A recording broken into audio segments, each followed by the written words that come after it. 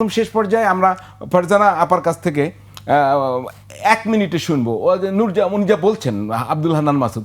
টাকা তো লাগে, ধরেন পার্টি অফিস করা, 100টা পার্টি অফিস করতে হবে জেলায়, উপজেলায়, জেলায় 1/3। তারপরে এই যে তাদের তোরণ হয় বিভিন্ন জায়গায়, সবই কি মানুষ ভালোবেসে দেবে না আসলে কি ঘটবে যদি সংক্ষেপে বলতেন?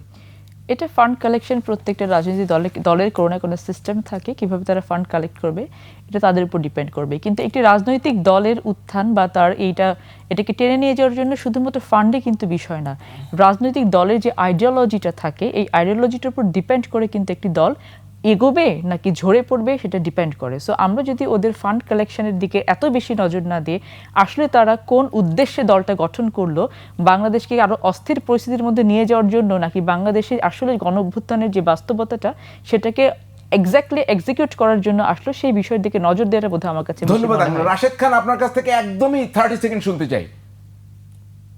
আমি সর্বশেষ যেটি বলবো, দেখেন এই মুহূর্তে আসলে আমাদের দেশকে সংগঠিত করা, জাতিকে সংগঠিত করা বা রাষ্ট্র সংস্কার যেটি বলেন না কেন, এই মুহূর্তে আসলে আমাদের ঐক্যবদ্ধ থাকা অত্যন্ত জরুরি। আমরা দেখছি যে আসলে আমাদের ভিতরে এক ধরনের অস্থিরতা সবার মধ্যে, তো এবং একে অপরের বিরুদ্ধে যেভাবে বিষেধগার করছি, এইভাবে আসলে কোনোভাবেই আপনার রাষ্ট্র সংস্কার হবে না।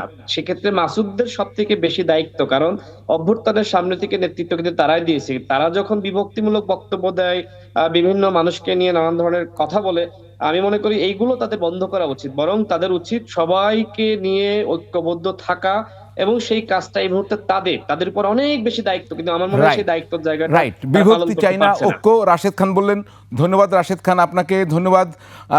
ফারজানা শারমিন পুতুল, আপনাকে ধন্যবাদ। ধন্যবাদ আব্দুল হান্নান মাসুদ আপনাকে, এবং আমাদের প্রিয় ফ্যাক্ট চেকার তানভীর মাহতাব আবির।